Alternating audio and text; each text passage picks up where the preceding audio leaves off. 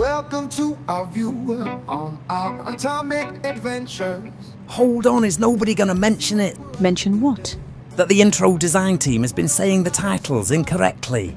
What do you mean? It's not Atomic Adventures, it's a Tom and Mick adventure. I'm sure nobody will have noticed, so back to the script. Welcome to part 9 and the last instalment of the Life of Tom Ploy. And in this video we are covering years 56 to present. Tom has found an improvement in his well-being. What was the reason for this? Well, after trying every medical substance the doctors had recommended over the years. Many of which are potentially dangerous and at the wrong dose could even become fatal. But it wasn't until this time that a new treatment was offered and tried. It was a pleasant and a surprisingly positive result, and an improvement was felt within weeks of starting it. It didn't change the level of pain, but affected how you reacted to it. So not a recovery, but more a remission. And the good news was that it's produced in the UK and is distributed around the world to many medical facilities for the treatment of various conditions. And finally, things took a turn for the better. And who knew not feeling constantly ill all the time improved his well-being, if not the circumstances? But overall, in this period, things were on a more even keel and, dare we say, even going well. The chance to visit the theatre again, including Cabaret. Twice. He was even able to enjoy travelling.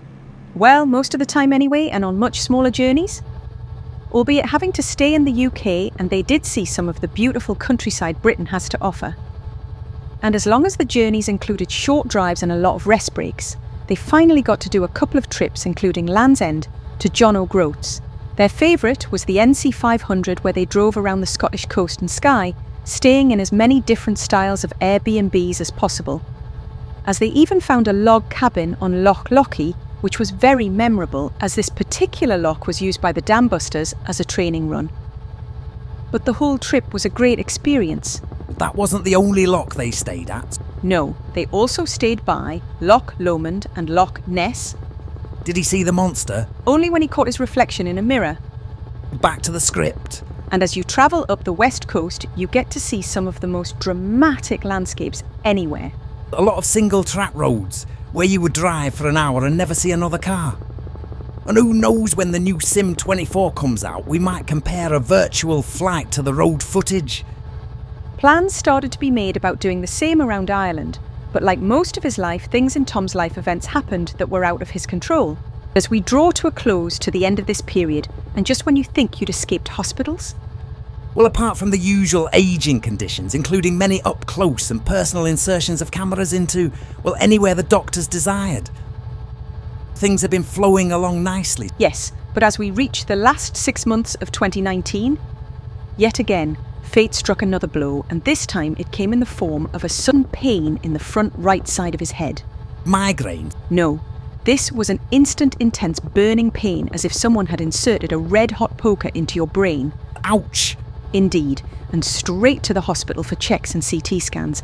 And to be honest, a lot of this time is a bit of a blur for him, as he wasn't making a lot of sense of the world, and it would take a while before he'd be making new memories again. It's a strange feeling when you're being examined and questioned by doctors and know what each part of a conversation or task is about. But somehow unable to connect it all together and get an idea about what's going on in that moment, yet at the same time, not being sure if you're even supposed to be reacting with them. So was it like watching a new film or TV show where you don't know the characters or where it's set and unsure of the plot, let alone what genre it is? Indeed, but old memories you're able to recall. The TIA is basically very similar to a stroke without having all the side effects. And in Tom's case, it would affect the brain and luckily not the body. I think Life had already done that part for him. Several hospital appointments were done in the next few days after it, where Tom would see specialists in several hospitals. He was able to have a CT scan, but the one they needed to do was an MRI. The MRI was needed to rule out MS, so was the next step on the ladder. Come on, don't mention bloody ladders. I think we've heard enough about them, don't you? Indeed, but the MRI couldn't be done while he still had any metal in his body. This included the removal of his stimulator implant that we first mentioned in a previous video. I think it was video number 7 in this series that covered the implanting of it some 20 years ago. So inquiries were made and offers were given by several hospitals he'd previously visited that had offered to do it to help speed things up. But it was decided that it would be wiser to go to a specialist neurological hospital who had more experience with neurological implants. It was arranged to go to the Royal London Free Hospital, Whitechapel, and discuss the options prior to its removal. What could possibly go wrong? Indeed, and his first encounter here was with a nurse at the pre-op appointment. She became his contact point and guided him through his treatment. She was so helpful and gave us a lot of confidence, as did all the other staff. All? Okay, apart from one. There's always one. He met that 1% again. But this time, it was with someone whose skills were needed, and you had to put your whole future in their hands. This surgeon had an air of the highest confidence and one of the most self-assured surgeons Tom had ever met. In fact, he was so self-assured about his abilities and knowledge of Tom's situation, and he believed he had a far better understanding of the facts in Tom's case and how to proceed than the man who'd actually lived it. And the most impressive thing about him was that he was able to gather all the relevant evidence and could obtain a thorough diagnosis without even having to step inside the room where Tom was, totally able to announce his superior knowledge from his stance in the doorway. I'm getting the sense Tom wasn't overjoyed about this particular surgeon. You did get the impression that this surgeon had a low opinion about patients, especially those who disagreed with him. Maybe he'd researched Tom's files and the recent x-rays of the implant and collated all the relevant information required to make an informed decision, so there was no need to actually examine Tom physically or verbally. He started to explain to all the people present that it was an easy thing to remove these items inside Tom's body. Even an air of, this is a straightforward procedure, and was pretty much beneath him. To have to remove the electrodes that were sitting just below the skin layer. And when Tom said that the electrodes were actually inside the vertebrates, the doctor said, "No, it's not." Tom's reply was, "It is." And after 5 rounds of, "No, it's not," "Yes, it is," the doctor just rolled his eyes, turned around and disappeared, never to be seen again. So a date was arranged for its removal, and the operation went ahead, and he was soon back on the ward, and not in too much pain. He has to admit it was a little unusual to wake in a ward with only one other person, hidden behind closed curtains. It immediately felt like you were there to be hidden away from the other patients. How did he know there was someone in there? I think it was because this person was watching videos throughout the night, and Tom wished that this particular man had brought some headphones with him, as listening to the activity of an endless stream of adult movies felt a little out of place on a ward at 3 a.m. in the morning, was a little distracting, and as usual, for Tom, he rarely slept when in hospital, so this made the night feel even longer. In the morning, after all the feeding and caring of the patients, Tom finally got to speak to a doctor. Didn't it turn out to actually be the head of neurology who came to speak to him? Indeed, and this poor chap had come down to deliver the outcome of the op, and to say he was a little sheepish would be an understatement. He was very apologetic, and under the circumstances, he could be little else, as everyone present at the pre-op had heard the surgeon's diatribe and arrogance. So a second op was arranged to carry out the correct operation this time and booked for a couple of weeks' time, and Tom was discharged. It soon came around when Tom found himself back for the second op, this time on the main ward. And again, you meet the 99% of NHS staff that do a fantastic job, even under the pressures NHS was under, even then, let alone now. The op went well, and although this time the pain in the access part of the spine was very painful, as you would expect an intrusive op to be, and as anyone who's had a loss of spinal fluid, it often causes a bad headache. Finding a comfortable position was an adventure of trial and error, but finally found that sitting up on the side of the bed and leaning forward, resting your arms onto the portable tray they have for meals, etc., was as comfortable as you could get through another long night awake, but at least there were other people to interact with this time. And apart from Mr. Arrogant, we have to say how much we appreciated the care and devotion of all the staff. So back home, where it took a couple of weeks before the staples were removed, Tom was able to arrange an MRI at the local hospital. In fact, he only made it by the skin of his teeth, as his scan was done on the Sunday, one day before the whole of the country went into lockdown. And the conclusion of the results were that no severe problems were found, and it would just be down to the time and the dedication needed to improve the side effects, even if a full recovery wasn't possible. Well, at least he can't get into any more trouble now he's shielding. Well, you say that, and for a while things started to progress in the right direction. I'm getting worried again. And I know what you're going to say about this period. as it was a time where most people were happy that they survived, as many people didn't, and many of those who did see it through are still struggling with the long-term side effects, and Tom was one of the lucky ones to survive, but was affected not by COVID, but for him, it was a reaction to the vaccine. Within a week of his first COVID vaccination, he started having problems with his throat swelling and swallowing. It became almost impossible to eat solid food. I think it dawned on Tom that things are probably more serious than you thought, when even through the height of COVID you are told you need to come into the hospital for tests and procedures, more cameras to swallow and new doctors to see. And the diagnosis of EOE was found and treatment undertaken. EOE? Eosinophilic esophagitis. It's an autoimmune condition where the body's immune system attacks itself. It leaves you constantly nauseous, virtually unable to swallow food. In fact, a liquid diet was needed for the next year or two, so weight loss was a result, which on its own leaves you weak and constantly fatigued. So with all this going on, what did he do to improve his well-being as he needed to improve his situation? Indeed, he needed some way of improving his thinking and improve his memory, and found if he could do something daily, then it would keep the memory topped up. But if you left it for too long, it would disappear. Also, gentle exercise was required to keep some of the small amount of strength he still had, and if possible, find some company. Oh, and did we mention that he liked flying? Possibly. So when in 2020 he found a sim called X-Plane, he took the plunge and got hooked, even getting a cheap simple rig on a laptop and took to the skies. Okay, today it looks poor, but compared to past sims, it was a great way to sample the delights of flying. Then, out of the blue, MSFS 2020 arrived and a fire was ignited. Another new thing for him was Discord, and at this time there were plenty of people with time on their hands and nowhere to go. So he spent the days chatting and flying with some very helpful people who would encourage and push his abilities. And with the help of a group of flyers, they would go on bush trips in Alaska with the Gravel, an aircraft he still loves to fly today. Tom was even lucky enough to have the developer of this aircraft instruct him on the best way to fly the Spitfire when it was first released. And like many others in the flight sim world, has been a keen follower of his and those who became part of a very talented team of developers of some of the best aircraft in the sim. Tom was always about flying planes until this team developed and released the Mini 500 that got him hooked on helicopters with over 400 hours flying, just having fun in it. He was looking to find people who fly UK morning time. And even Tom has some good luck now and then. He managed to be in the right place at the right time.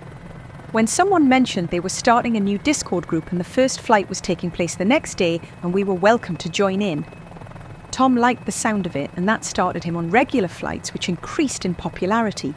This group of people on Discord were mainly Aussies at the beginning, but also now includes people from all around this spinning blue ball we call home, who make you welcome in what can be an isolated world online. And 3 years later, when his health and PC problems allow, he tries to fly with them as often as possible.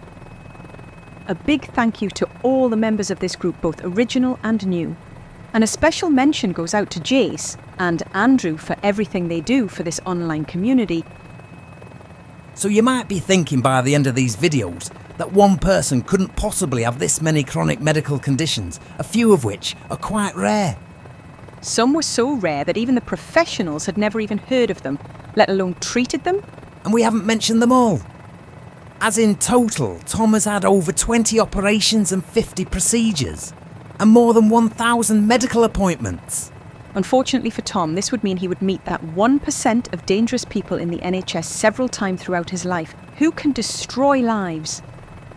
But he also met the 99% who go above and beyond, simply caring, and include those who can change your life in positive ways that are hard to explain.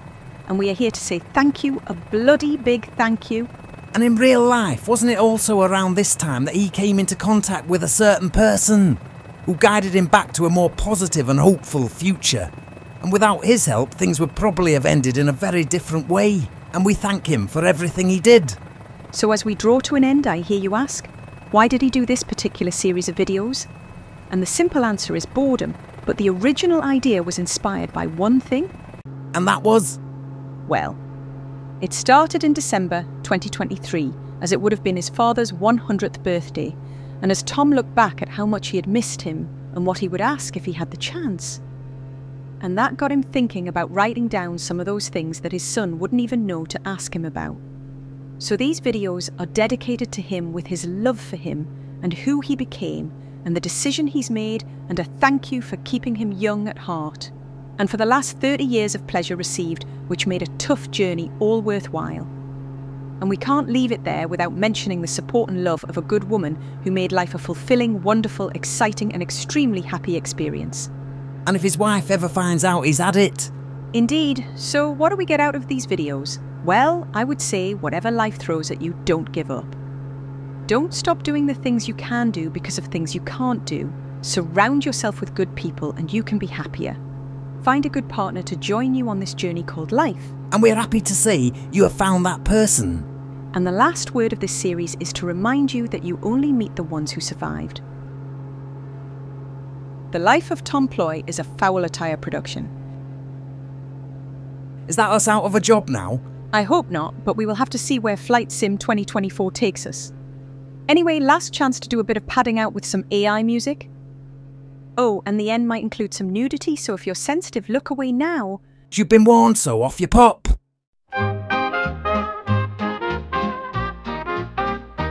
Underneath the willow trees, where the cool winds play, I strum my guitar softly as the sun fades away. The river sings a melody, sweet as it flows. With every note I'm weaving a story that grows. So come and gather round, let the music be found. With the strum and the hum, hear the joy in the sound. Let the harmonica cry under the wide open sky. We'll dance to the rhythm as time passes by. And in the quiet moments when the night settles deep, the stars start to glisten as the world falls asleep. We'll hold on to this magic, forever we'll keep.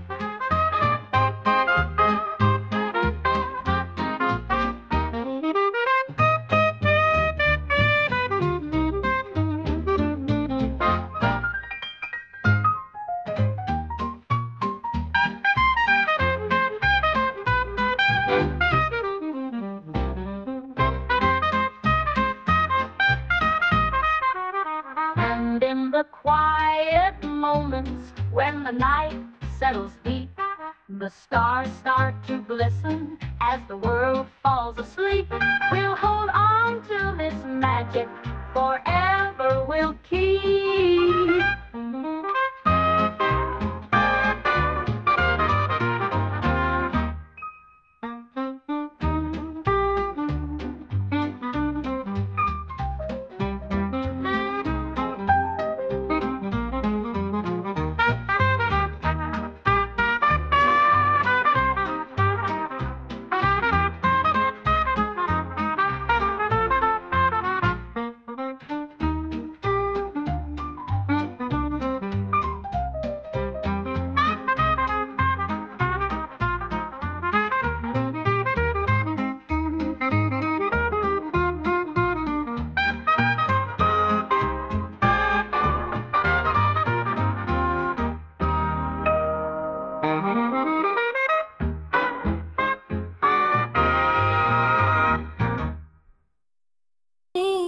The willow trees where the cool winds play, I strum my guitar softly as the sun fades away. The river sings a melody, sweet as it flows.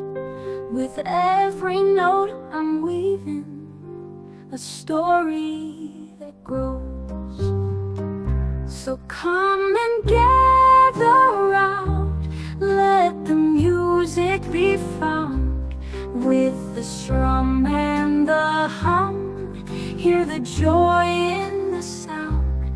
Let the harmonica cry under the wide open sky. We'll dance to the rhythm as time passes by. moments when the night settles deep. The stars start to glisten as the world falls asleep. We'll hold on to this magic forever. We'll keep with dreams that flow like rivers. In harmony we'll leap.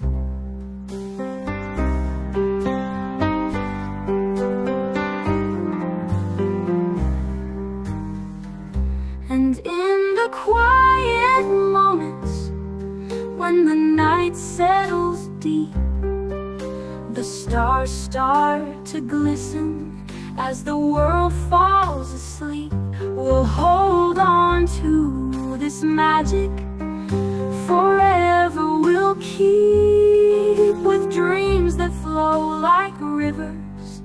In harmony